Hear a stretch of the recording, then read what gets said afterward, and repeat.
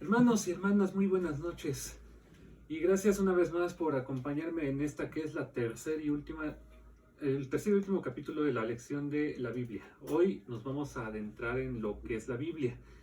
Sí, ya sé que son un poco similar a las otras dos clases que hemos tenido, pero en esta ocasión vamos a adentrarnos en lo que es la Biblia como tal.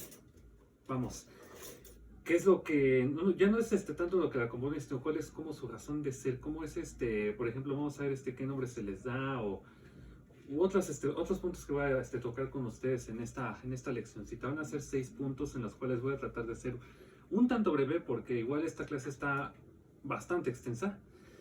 Y una vez más les hago la invitación a que en caso de que no se me entienda algo, si lo llegué a explicar así como que raro o simplemente está, no sé, incompleto o mal explicado, yo les pido el favor que comenten en los videos, igualmente que dejen sus asistencias ahí y veremos cómo vamos a resolver sus dudas de la mejor manera posible. De acuerdo.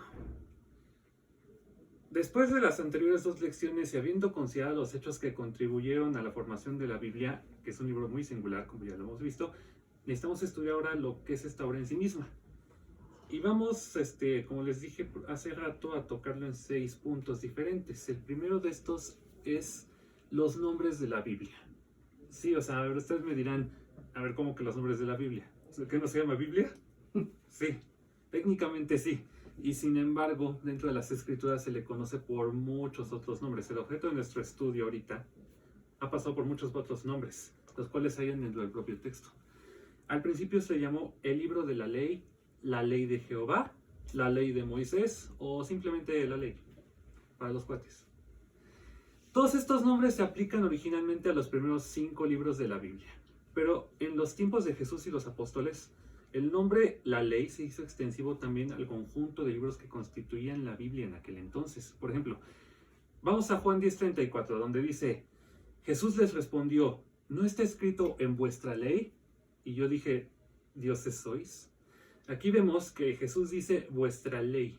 O sea, ahí se menciona también este nombre. Lo mismo en 1 Corintios 14:21. Aquí es Pablo quien dice, en la ley está escrito, en otras lenguas y con otros labios hablaré a este pueblo, y ni aun así me oirán, dice el Señor. Aquí podemos ver que se cita de la ley palabras que están en los Salmos e Isaías respectivamente. Ley es una palabra que con los eruditos de la versión de los 70 se tradujo de la voz hebrea llamada Torah, que en realidad significa instrucción o enseñanza, que como ya lo vimos en lecciones anteriores se le dice la Torah a los primeros 5 libros de la Biblia. Ahora, en el Nuevo Testamento a la Biblia se le denomina las Santas Escrituras o las Sagradas Escrituras, para distinguirlas de otros escritos de aquel tiempo, porque solamente ellas son la palabra de Dios. Y eso se menciona en diversas maneras, tanto en Romanos 1:2 como en 2 de Timoteo 3:15. Verán, hermanos, aquí les voy a estar citando muchos versículos que les voy a pedir de favor que lean en sus Biblias, no importa la traducción. Desde luego aquí yo voy a estar usando Reina Valera de versión 1960.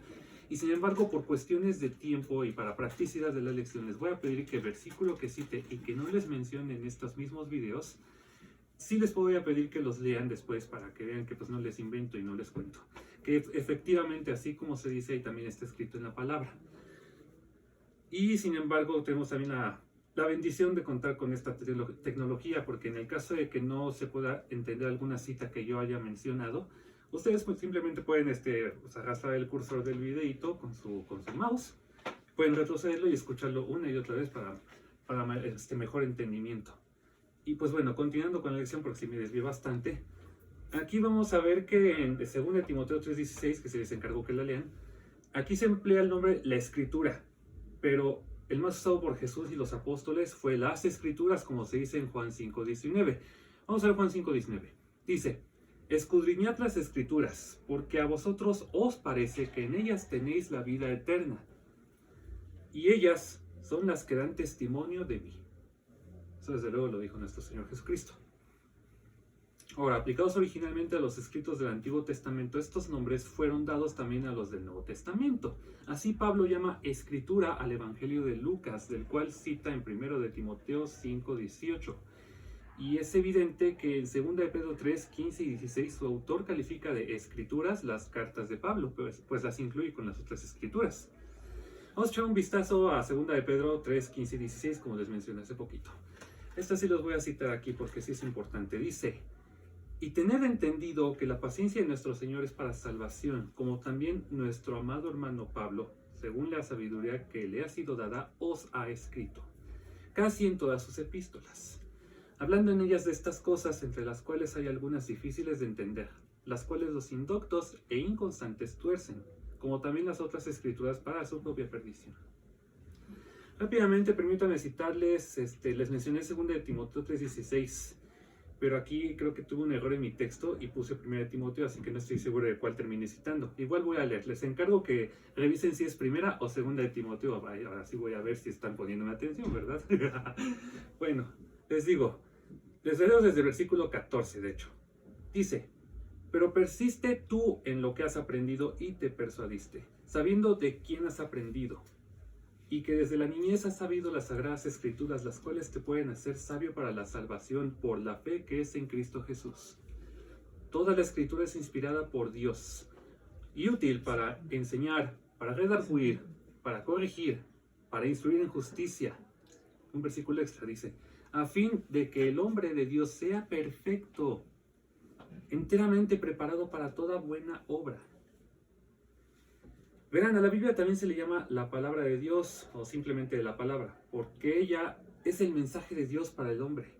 En el Antiguo Testamento, la frase palabra de Dios o palabra de Jehová se aplicaba originalmente a toda relación verbal de Dios a un individuo, como en Génesis 15:4. Les encargo que lean esa. Después, este nombre se extendió a los mensajes orales o escritos de los profetas, que de este modo transmitían la revelación recibida, como se puede ver también en diversas veces en Isaías 28:14 o en Oseas 1:1. Más tarde se llamó palabra de Dios a la suma de la revelación verbal de Dios. Miren, nótese por ejemplo el Salmo 19. Sí va a estar un poco largo. Como el Salmo 19 consta en 176 versículos, 119, perdónenme, el Salmo 119. Como tiene 176 versículos, sí les voy a tener que pedir que sí lo lean con más detenimiento después, pero aquí en este Salmo, en donde la palabra de Dios es sinónimo de la ley de Dios, ahí se menciona. En el Nuevo Testamento, la palabra de Dios, la palabra del Señor, o simplemente palabra, es el mensaje predicado por Jesús a sus discípulos. Veas esto en Lucas 5:1, también en Hechos 4:31, el cual les voy a leer en estos momentos. Dice Hechos 4:31: cuando hubieron orado, el lugar en que estaban congregados tembló, y todos fueron llenos del Espíritu Santo y hablaban con denuedo de la palabra de Dios. Pablo llamaba palabra de Dios a las escrituras del Antiguo Testamento, las cuales habían sido confiadas a los judíos. Esto también revísenlo por favor en Romanos 3:2. Este mismo nombre se hizo extensivo posteriormente a las escrituras del Nuevo Testamento. Así pues, toda la Biblia es la palabra de Dios, y por lo tanto, cuando la leemos o escuchamos, su lectura es Dios mismo quien nos habla por medio de ella. Como ya vimos en lecciones previas, Biblia, del cual proviene el vocablo biblos, es el nombre que en el siglo II le pusieron los cristianos a las Sagradas Escrituras. Este nombre se les daba a las tiras de papiro con las que los egipcios hacían las hojas de los libros. Ya lo habíamos visto. Posteriormente se hizo extensivo a cualquier libro escrito en este material. Así pues, el término Biblia significa libros. También a la Biblia se le conoce como el libro de libros o el libro por autonomacia. ¿Qué es autonomacia? La autonomacia es el acto de sustituir un nombre apelativo por el de la cualidad que le caracteriza o que le atribuye. Por ejemplo, podemos decir a un gran pintor, por ejemplo, este es un Rafael. O por ejemplo, podemos decir, este es un San Pablo o un apóstol, ¿no? Por lo mismo, es como cuando nosotros decimos que así un librazo, un compendio grandioso, un texto esencial para nosotros, también tenemos la tendencia de llamarlo Biblia. Pero bueno, esa es la autonomacia. Antes de seguirme desviando, les voy a seguir que se le llama así porque no hay otro libro con el cual se pueda comparar. Desde luego, estos nombres se le aplican a las escrituras por el hecho de que, no obstante de ser 66 escritos, en conjunto constituyen una unidad orgánica. Por lo mismo, desde hace siglos se les ha encuadernado juntos de modo que tengan el formato de un solo libro. Y como vimos en lecciones anteriores, este encuadernado junto resulta ser perfecto, prácticamente homogéneo. Vamos ahora a las definiciones de la Biblia, hermanos. Estos nombres y las características de la Biblia descritas en las lecciones anteriores nos permiten aventurar una definición. Podemos decir que la Biblia es un conjunto de libros que fueron, uno, escrito por hombres de Dios, o sea, profetas y apóstoles, por mandato de Dios y bajo la dirección de Dios. Se me acabaron mis 6 minutos primeros.